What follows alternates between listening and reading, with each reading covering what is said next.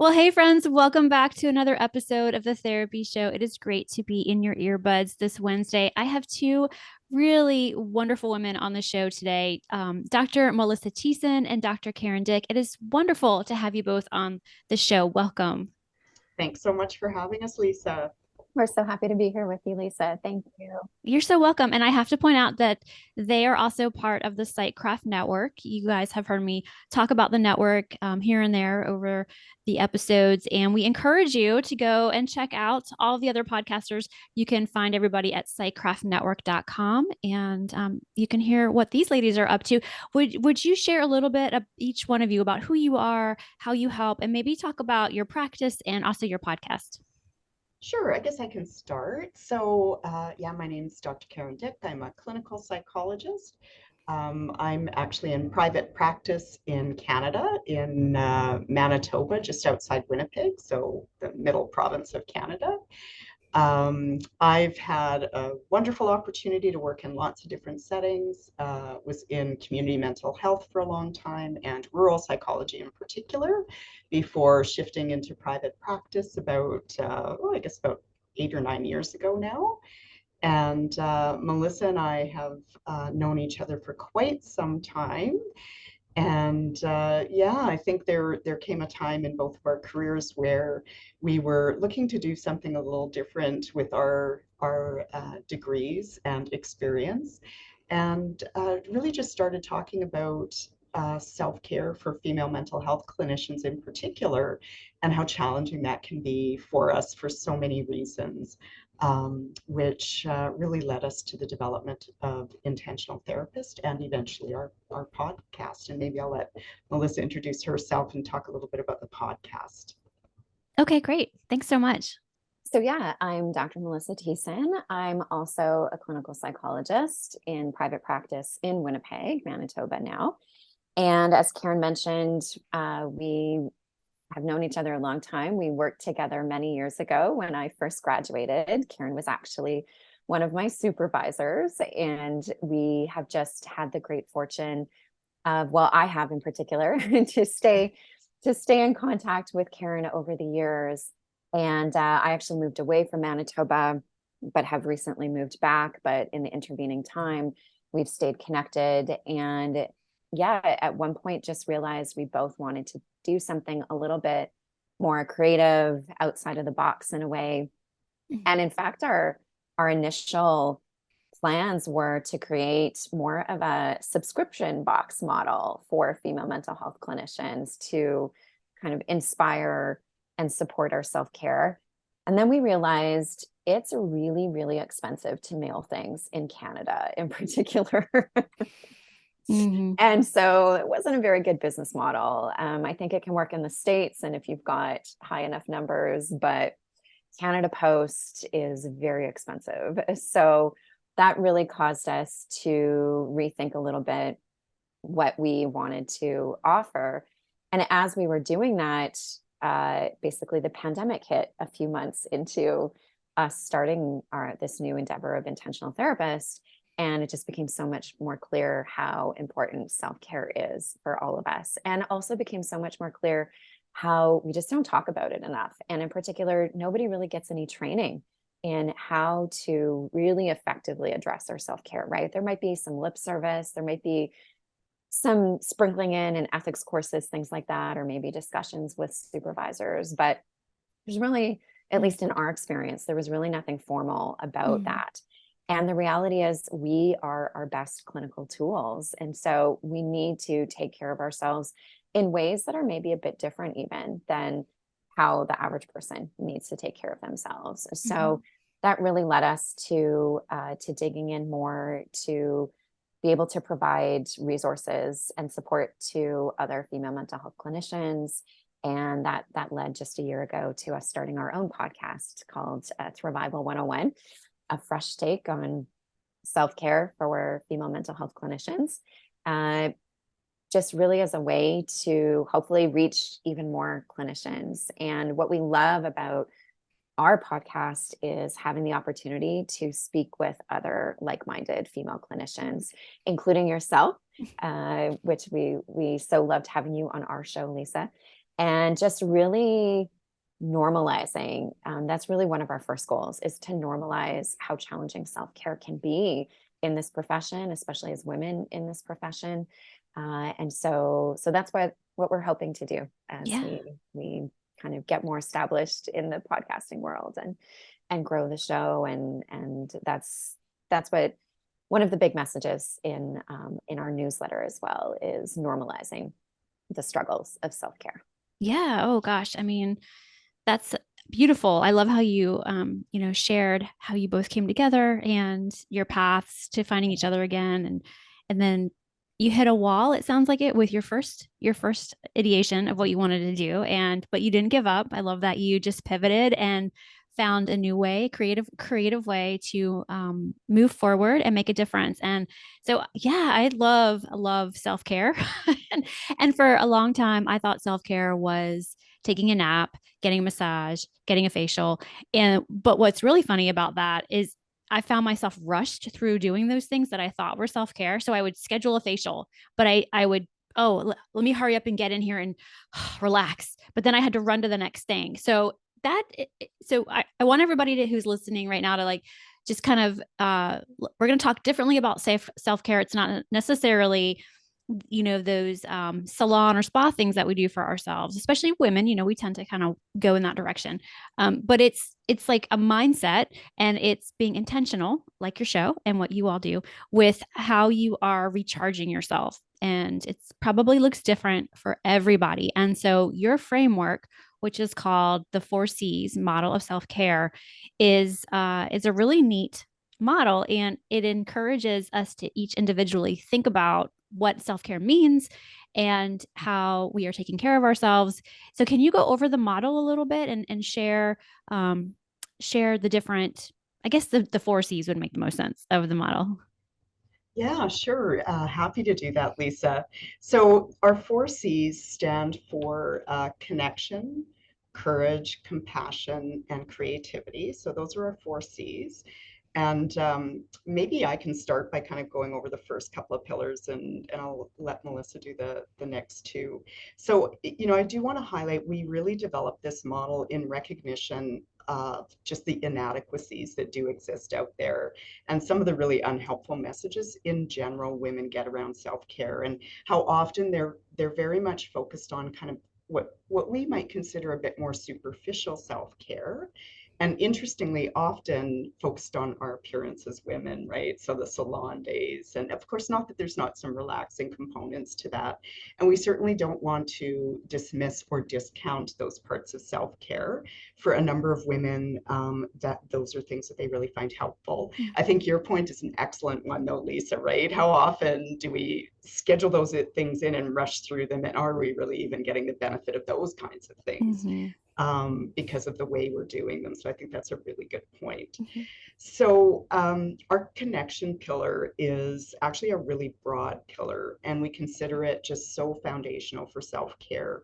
And it really is about connecting with like-minded colleagues that kind of can support us in our self-care endeavors, but also just connecting to other supportive family and friends. So it's about connecting outwards, but it's also very much about connecting inwards, and connecting more so to our own values and priorities, and using that information as a bit of a compass in our self-care. It's also about connecting with our own maybe vulnerabilities, aspects of our work that maybe we find particularly challenging, and that might be different from one clinician to the other.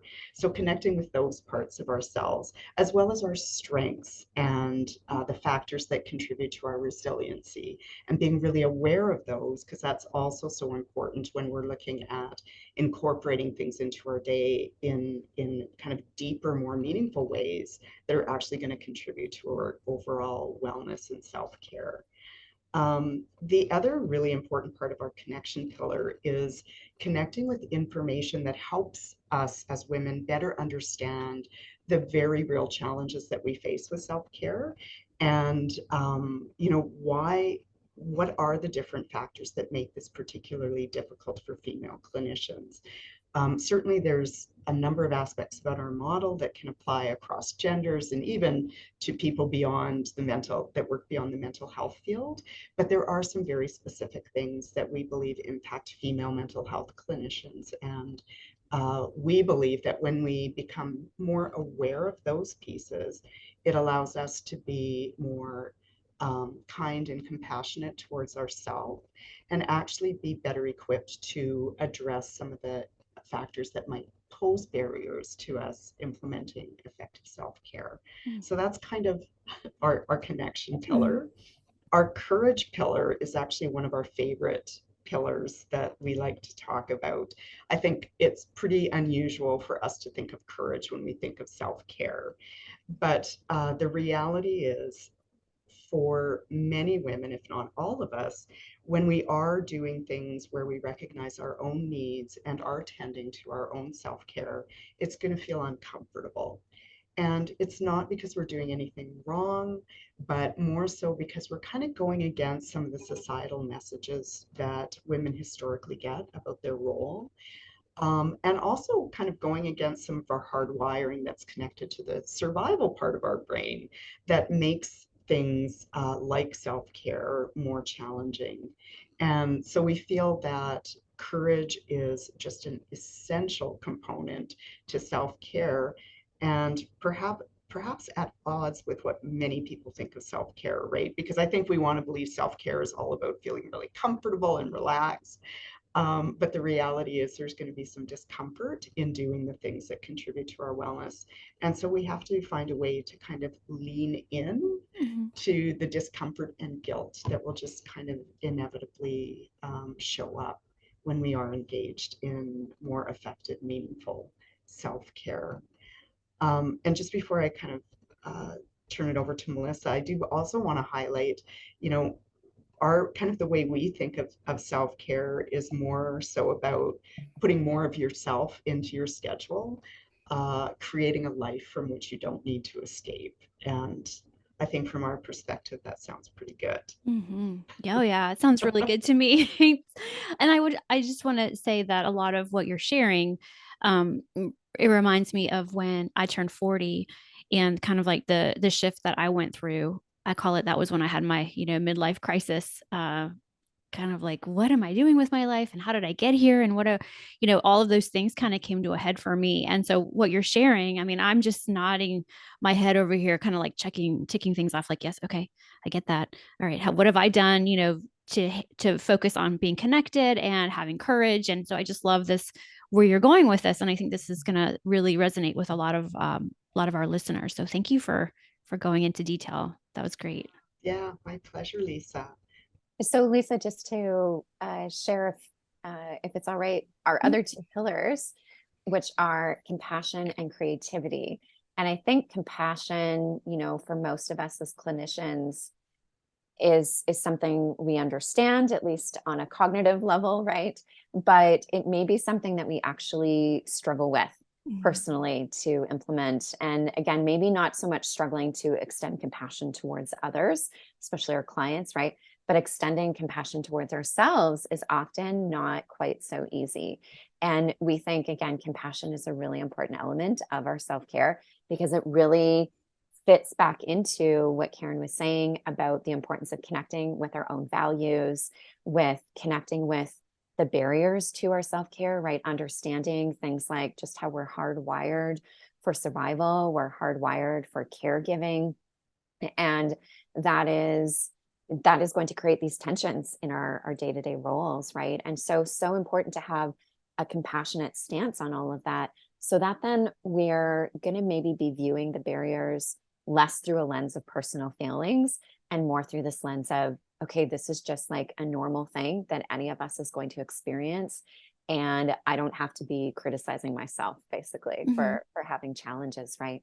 So that's really why we include compassion as one of our key pillars, because it really is another element that can help us to shift the way we're relating to the barriers, shift the way we're conceptualizing how we're even defining self-care in the first place, right? Which again, as both you and Karen have mentioned, is such an important piece here, that it's not just these commodified surface level ideas. And it's not even just about sleep and exercise and eating well, for example, right? Again, these things are important, but they're not sufficient on their own, actually, right? So compassion is so important in helping us to shift away from those more stereotypical notions, and shift away from a stance of there's something wrong with me that I'm struggling with this, right? Because I think that is such an incredibly common perspective, especially for females in general, but especially for female clinicians to take. So we're going to be so much more effective in our self-care when we're not starting from that place. And then our last pillar is creativity, which we really feel, along with courage, is probably not something most of us are automatically thinking about when we think about self-care, but it's so incredibly important as well.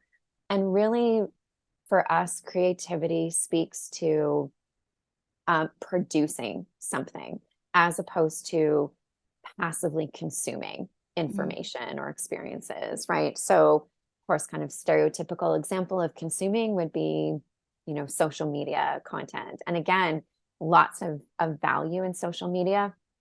But if it's what we're defaulting to all the time, right, that's probably not contributing to creating the kind of life that we don't need to escape from, right? So creativity is really something that also allows us to connect back to just our basic nature as humans, right? We have opposable thumbs for a reason. This is to enable us not just to type on our phones, but to actually create things, to use tools. And so for us, creativity, again, is very much about creating something, but not just in the sense of like artistic creations, right? This is across the board. So it might be painting, drawing, it might be knitting, it might be sewing, it might be baking, it might be just trying new recipes, it might be woodworking, it might be writing, right? It might be creating a podcast, a newsletter, right? All of these things. And we also really like to think about creativity actually more broadly as really encompassing creativity and play and humor as well. Because, as kids, we all know how to play, right? Nobody has to teach us how to play. But unfortunately, as we get older, we often kind of lose that ease of play. And really, when we're willing to engage in creative and playful pursuits, it also means that we're willing to get a little bit messy, whether it's actually getting messy with like paint on our hands or dough on our hands, but it's also getting messy in the really much more foundational sense of I'm willing to do something that I might not be perfect at. I'm willing to like try something new. I'm willing to relate to myself and others in a little bit more of a playful and lighthearted way, and not take things so seriously, right? And again, because of the nature of our work, it's really easy to take things too seriously sometimes, right? And so really putting an intentional focus on play and creativity, and even just having tangible outcomes of our efforts as well is a really important piece for many clinicians, because as valuable as the work is that we do, we're often not seeing tangible results of it, right? We can't necessarily touch improvements on a Beck depression inventory scale or something like that. Yeah. So having these outlets that also let us have these experiences of like, here's some very clear evidence of my efforts, as well as something that does kind of connect us back to younger versions of ourselves, where it was so much easier to be lighthearted and just engage in activities kind of for the pure fun of it, as opposed to for the sake of achievement, for example, or, kind of meeting a goal.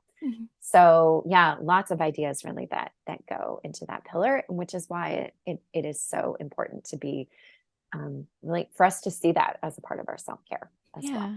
So I'm just curious how this all kind of comes together. Do you work on the connectedness pillar first before you move on to the next, or is it more you can kind of pick and choose where you start, or does everybody come to it differently? Or so what is your program like? How do you bring it all together, I guess?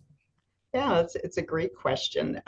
So we do have an online program that we offer, a couple of times a year, where people go through it in a cohort. So, the idea is people are going through it at the same time. There's information included, and then people are given reflection questions and kind of encouraged to share their reflections with the other folks in the group. So when we do that kind of program, we do kind of do them in the order we just described. They are so interrelated, though. So even oftentimes when we're talking about one pillar, we're referring back to the other three in terms of how they kind of all work together. And I think really that the reason we typically start with connection is that we just feel it is so valuable for people to have an understanding about why this is so difficult, because and some of their own values, because those are just such important component of self-care and really help people kind of work through and incorporate the information from the other pillars as well.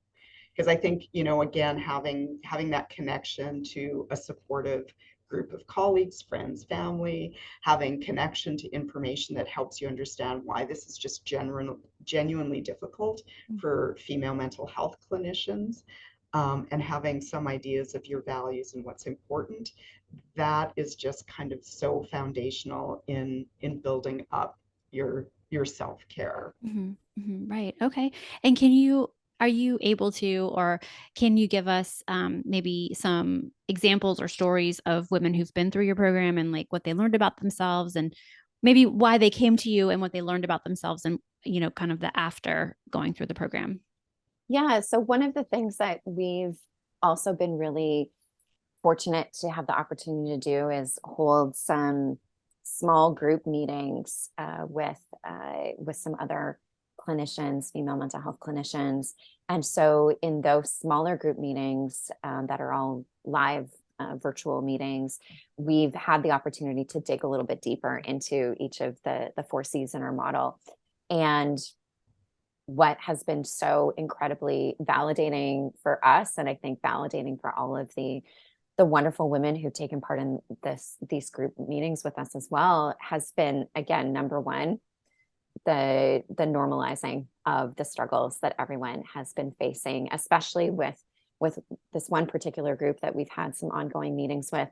We first started meeting with them earlier in the pandemic. It was probably, I don't know what halfway through exactly is at this point, but it was about a year and a half ago. If we're thinking of things as like, it's been a 3-year timeline. Right. It was sort of like halfway through to where we're at right now. And so everyone was very much expressing this sense of like overwhelm and difficulty with kind of limiting the access that clients have to them, to their schedule, right? And really wanting so much to be helpful to clients and available to clients, but struggling with their own ability to be showing up, right? And not only in their professional roles, but also really importantly, struggling to show up in the ways that they want in their personal roles as well, right? And so I think, one of the things that stands out in particular for me from one of our meetings was just the permission to be setting boundaries. And I remember we had a conversation at one point about, hey, nobody can actually see your schedule, right? So if you're saying, oh, I'm sorry, I'm not available at this time, but how about this other time? Well, maybe we do have some availability at that time, but we want to reserve it for some other purpose, right? We're not going to be available for a client at that time. And just this sense of, well, I do have time available then, so I should make that time available for the client, right? I should adjust my schedule to meet their needs. And just having this really valuable conversation with everyone around, number one, everybody could understand how challenging that was. But number two, that sense of, actually, we don't have to do that, right? We can give ourselves permission to set our schedule up in the way that's going to work best for us, because ultimately that is going to trickle down into working better for our clients too, because we are going to be able to show up better for them. So I remember we actually even kind of created a little reminder card for everybody that like, it's okay to It's okay to decline those requests, and nobody else can actually see our schedule. So we can make our schedule in the Right. ways that are going to work best for Yeah. us. Yeah. It's really wise. And I really like that advice. That is something I had to learn the hard way, years ago with my work.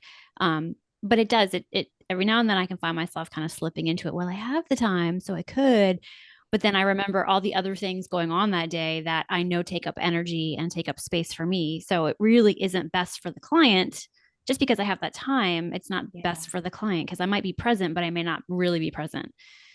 So wow, that's really inspiring to hear how this kind of comes together.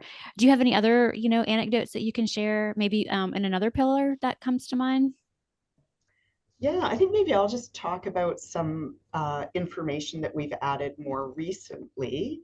And we actually did a webinar on this and got some really good feedback from the folks that were at that webinar. And it's helping us better understand how the survival part of our brain causes us to be hardwired in ways that just naturally make it difficult for us to do the things that are really good for us. So, just briefly, a lot of this comes from acceptance and commitment therapy. So if any of your listeners are familiar with that approach, they'll be familiar with this. But it's the idea that kind of the survival part of our brain hasn't really evolved that much since pre-modern times. And it's still operating with the intention of keeping us safe and helping us survive. Mhm. But in current modern times, unfortunately, it's acting in ways that can actually go against our self-care.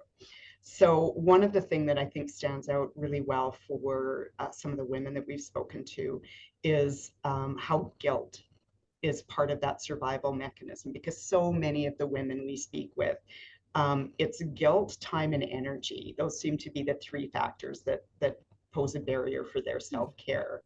And the way ACT kind of helps us understand this is the idea that in pre-modern times, it was really essential to belong to a tribe in order to survive, right? Because there were so many dangers. There were animal attacks from other tribes. Finding food was a much more arduous or difficult endeavor. And then, of course, creating or finding shelter. So being part of a group was really essential to your survival. And one way you could ensure your connection to a group would be to prove your worth to the group. And often that meant doing things that benefited the group over your own individual self. And of course, for women, so often that meant, right, taking care of others in the tribe. And so guilt was a really adaptive feeling because it prevented people from acting in ways where they were focusing on their own individual needs. Because if they did that, right, the idea was the tribe would value you less and you'd be more likely to be kicked out. So completely understandable why that guilt shows up and why we put so much time and effort into proving our value in our roles, whether that be as a woman or in our role as a clinician. And so just even understanding that guilt is just probably naturally going to come up. We need to kind of thank that part of our brain because it's really just doing, it's trying to help us survive. And to recognize, though, that feeling probably isn't giving us the best advice in modern times. And we need to kind of find a way to make friends with that emotion and take it with us as we still do things that meet some of our needs once in a while as well. Yeah. So I think that's really resonated for a lot of the women Mhm. that we've been speaking with. Yeah, well, I'm over here, thinking about my life and the guilt and the things that I do to take care of others, not just personally, but professionally, at my work, and kind of expectations I think that are out there that, of course, they're going to show up too, and just kind of how do you navigate them. But I really like how you explain that because it makes sense. I mean, that part of our brain hasn't evolved really, and I get it. And the technology and the everything that we're so advanced in our culture now, it's wild that hasn't caught up. So it's pretty fascinating. Okay. Well, this has just been just great to have you both on the show to learn about your model. And I know you have something coming up that you're going to open up another cohort. Is that right? Yes, at the end of April, Mhm. we will be having the first meeting for the next cohort of our online course, Thrival Skills for Therapists. So if you are a female mental health clinician, any sort of professional background, we would love to have you join us.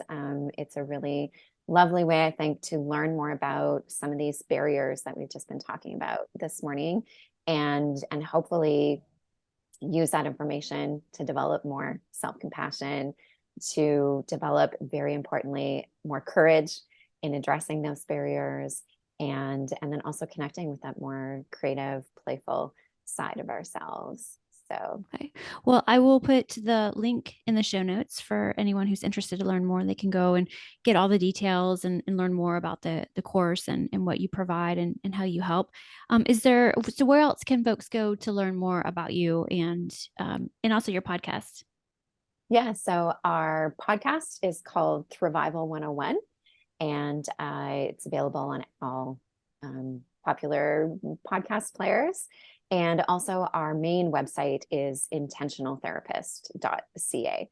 And so, from our website, you can also link to our podcast as well as our past blog posts and a number of other resources as well. Great. Well, thank you both so much for coming on the show. It's been such a pleasure having you. Thank you, Lisa. So nice to connect with you I again. know. And certainly encourage your listeners to listen to your interview on our podcast as well, where we touched on a lot of just great points. So thanks again for sharing your experiences with us, Lisa. Oh, yes. Well, you're welcome. And I'll put the link to that episode in the show notes as well. So thank you, ladies, so much. Well, that wraps up another episode of The Therapy Show with Lisa Mustard. I know there are hundreds of thousands of podcasts out there, and I'm thankful you've chosen to listen to mine. Be sure to visit lisamustard.com to access the show notes and discover more fantastic content. And I'd be grateful if you subscribe to the show. Thank you.